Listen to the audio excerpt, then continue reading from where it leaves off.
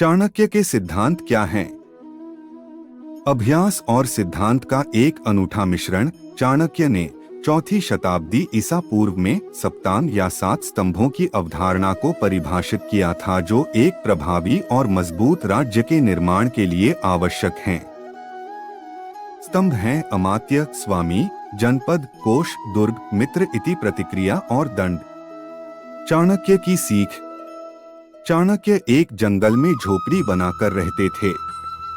वहां अनेक लोग उनसे परामर्श और ज्ञान प्राप्त करने के लिए आते थे। जिस जंगल में वह रहते थे वह पत्थरों और कंटीली झाड़ियों से भरा था। चूंकि उस समय प्राय नंगे पैर रहने का ही चलन था, इसलिए उनके निवास तक पहुंचने में लोगों को अनेक कष्टों का सामना करना पड़ता था। वहां पहुंचते पहुंचते लोगों के पांव लहूलुहान हो जाते थे। एक दिन कुछ लोग उस मार्ग से बेहद परेशानियों का सामना कर चाणक्य तक पहुंचे। एक व्यक्ति उनसे निवेदन करते हुए बोला, आपके पास पहुंचने में हम लोगों को बहुत कष्ट हुआ।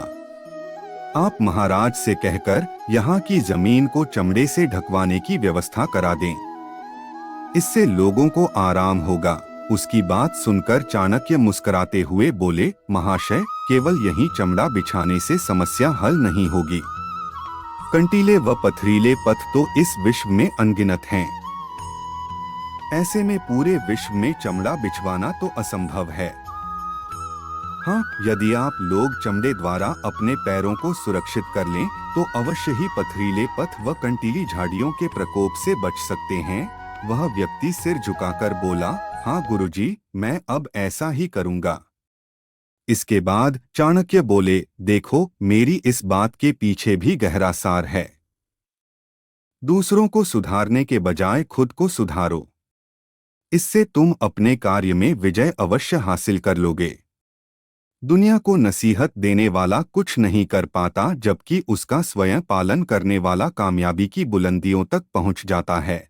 इस बात से सभी सहमत हो गए।